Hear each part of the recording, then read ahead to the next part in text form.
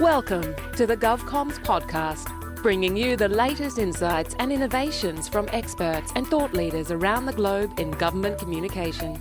Now, here is your host, David Pembroke. Hello, ladies and gentlemen, and welcome to GovComms, the podcast that examines the practice of content communication in government and the public sector. My name's David Pembroke. Thank you for joining me. Today, I speak to Michelle Chant.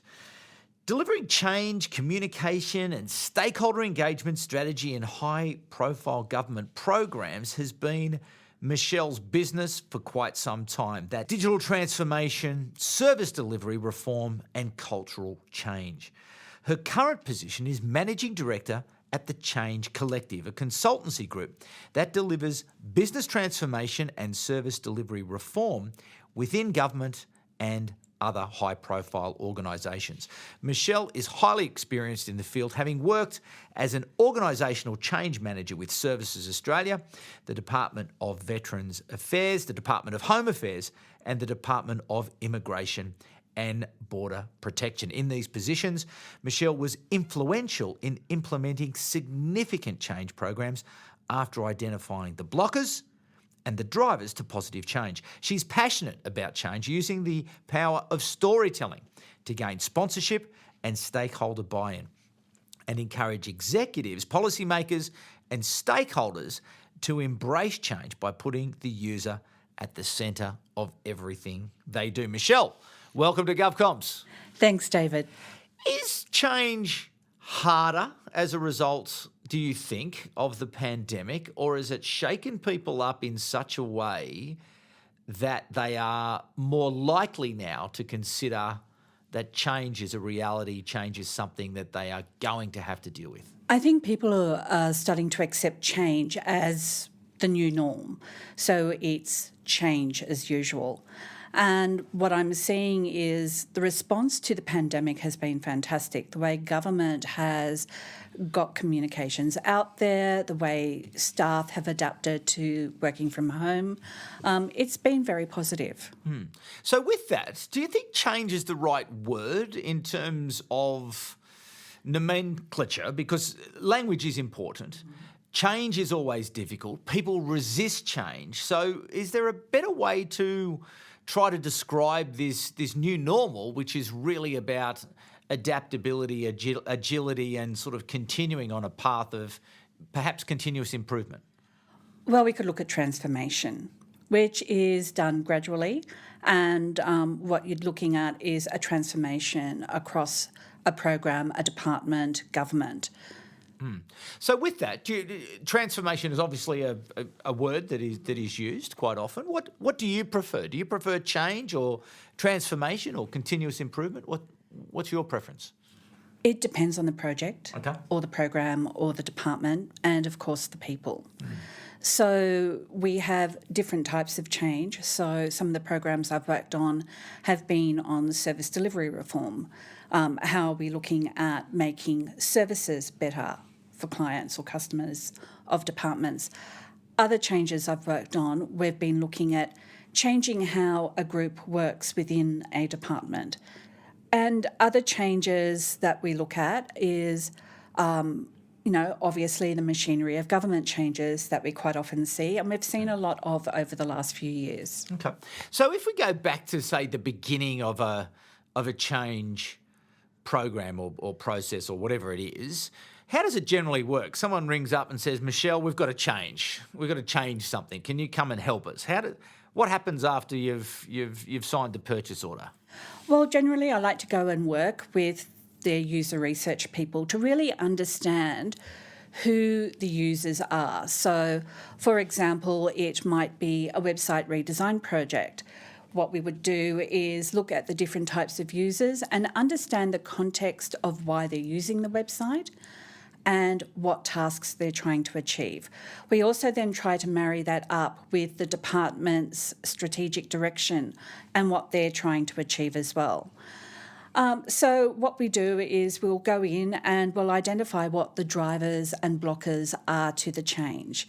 And quite often it's not a one-size-fits-all solution. So we're having to break these groups of people down into break a group of people down into multiple groups and really work out, well, what is it that's blocking you from the change? Mm-hmm. So in that research, that sounds to me like a lot of one-on-one consultation, observation, discussion. Like there's a lot of talking that's got to go in early to try to understand what those blockers are. Well, absolutely. In one project I worked on, the user research team did a survey which 35,000 people responded to. Right. Which was great. So we had some really good data there. And then we started drilling down into depth interviews with people. Then we sort of put together a user journey and personas to understand who we were talking with. But we didn't stop there. We then went back to the department, spoke to the policy areas, the comms areas, legal, the whole gambit, and found out how they interact as well. Yeah. And then we put together that full 360-degree view of the client, Right. and what they were trying to do. What makes a good interview when you're doing this sort of research? Listening. Okay.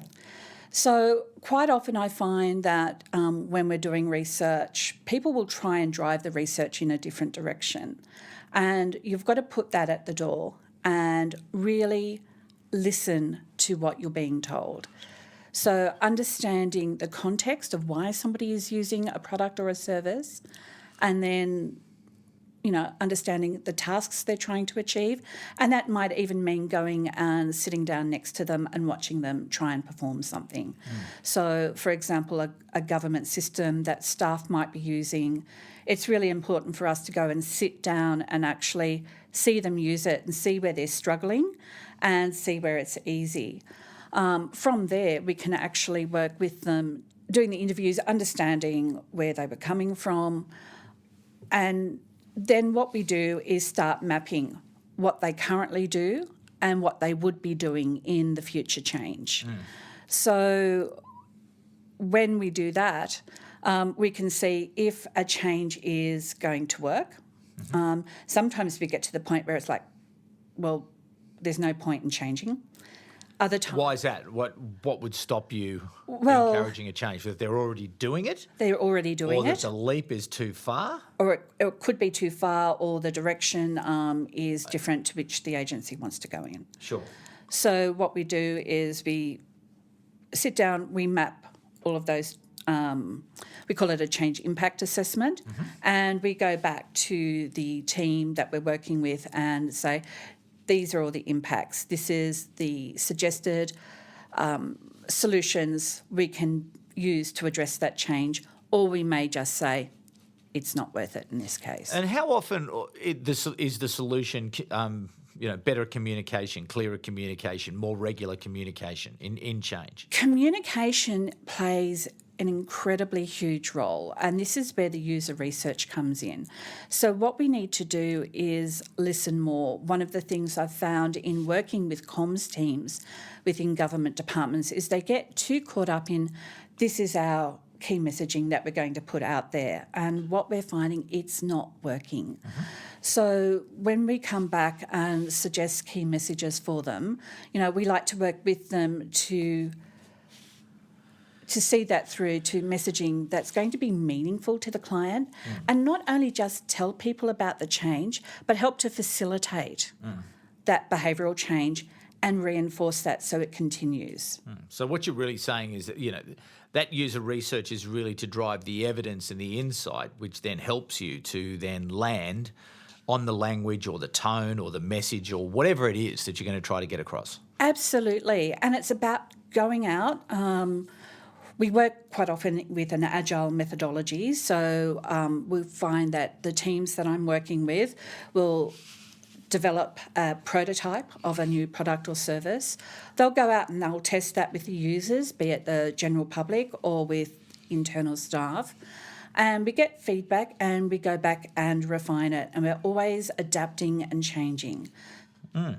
And are people comfortable with that, or do they want to have the answer when they get through the change? Because I suppose this is my point around that wider context and people having had this massive disruption now, are they in that smaller world sort of looking for certainty that they can hold on to, knowing that they can't really control that wider context? A lot of areas I go into go, we know what we need to do. Yeah. We know what the clients want. We know what they need to know. And when we drill down, they don't. Right. So some areas... What questions do you ask to sort of reveal that they might be swimming with no clothes on?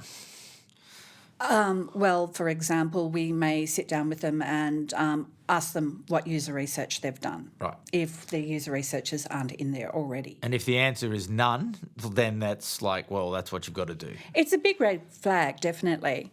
I've worked on projects where I've gone in and said, we need to do this because we're going blind.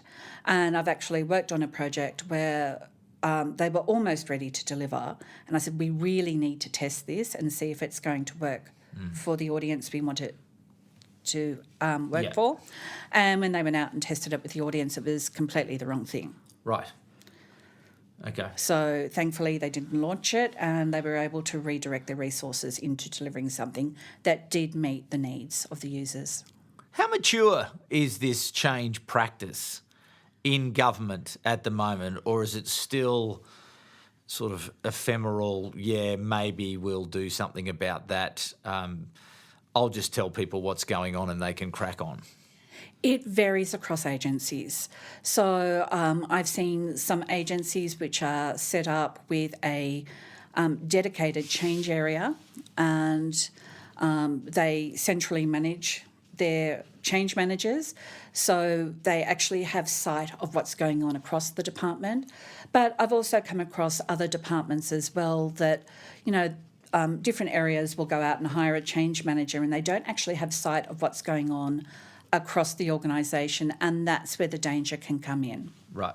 So you really do need that full line of sight across all activities in order for you to be able to connect up the dots. It definitely helps. And if you don't have that, what are the risks of only seeing part of the problem? The risks are that you'll see duplication of effort. You'll see actually projects undermining each other. You'll have clients getting confused because one area of the department's telling them one thing and another area is telling them something else. It can be quite diabolical if it's not addressed. What's best practice then? What should we've just had, for example, here in Canberra, a big budget, a COVID budget where there has been an enormous amount of investment or money put into the various departments to deliver across a whole range of projects in order to stimulate economic activity, jobs. How should they set themselves up with this change function in order to adapt to deliver? I would actually like to see change management being brought in as part of the digital service standard with the Digital Transformation Agency. One of the things... Is it not part of that at the moment? No, it's not. Oh. So there's no standard across government for the delivery of change. Right. So different departments will do different things. I've just come out of one department that did something completely different to the other departments I've worked in. So what was it? How could it be different? Because you articulated a fairly clear process that was easy to follow in terms of the various steps. Their approach is different. Their templates are different. It's quite often seen in some areas as an afterthought, whereas in other departments they're quite mature with their change management and the change managers get in on the ground floor, which is where we really need to start. Yeah. So why wouldn't it be part of the digital standard? Why is it not there?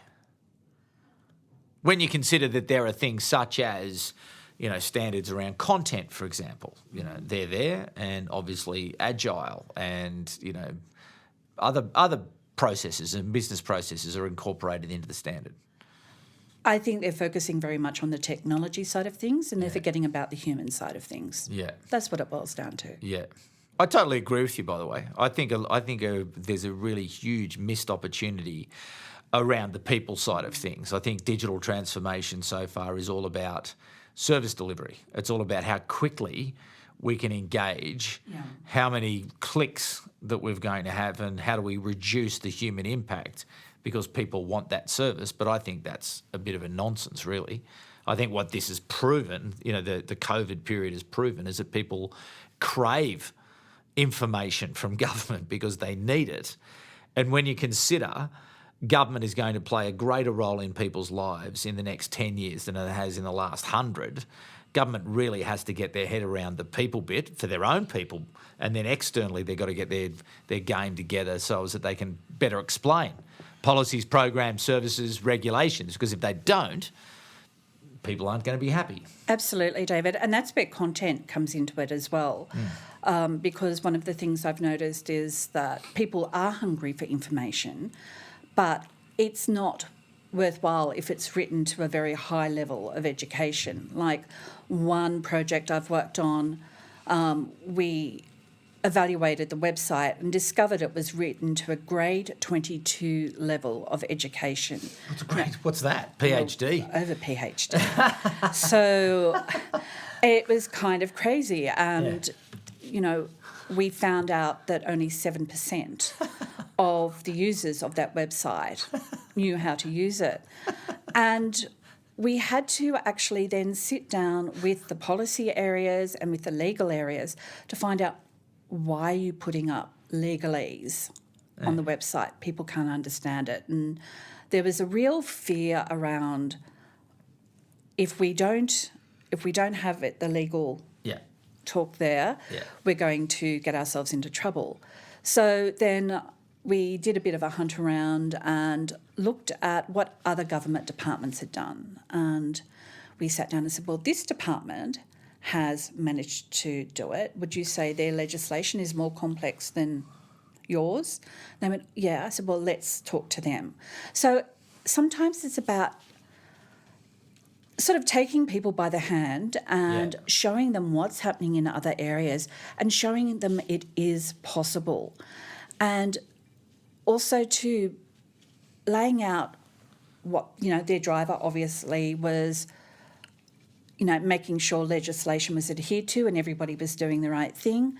Their blocker was they were feared that people were going to take advantage.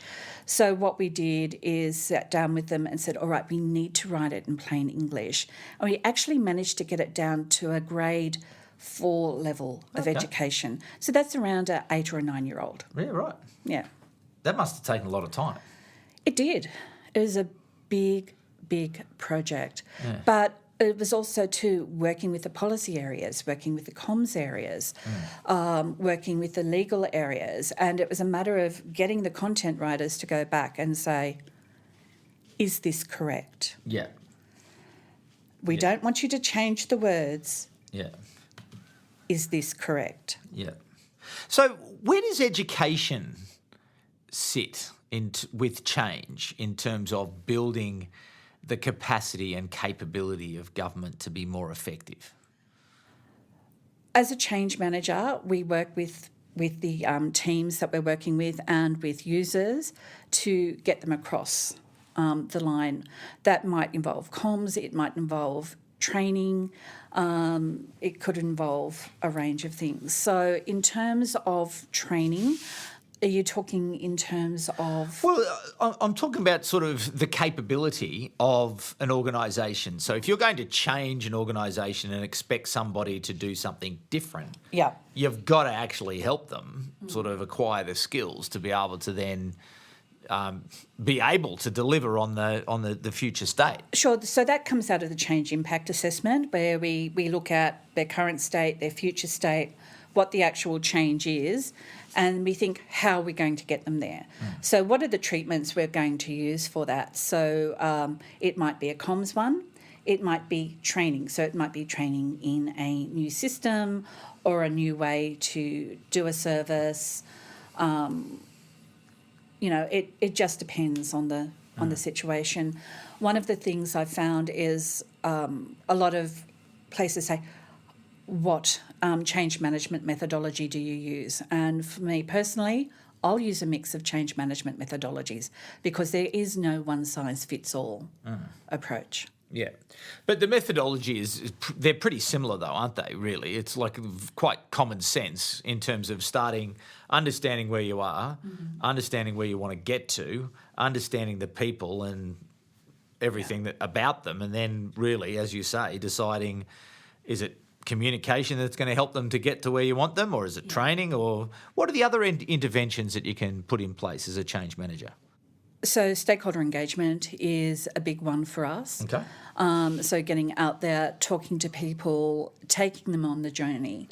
So that's one of the things I like to do with people is I always take them on a journey. So once I actually understand what drives them and what they might be concerned about, I'll customise a presentation or customise content for them that helps them become more comfortable with what we're doing. Yeah, so they can see themselves in the change. Absolutely. Yeah.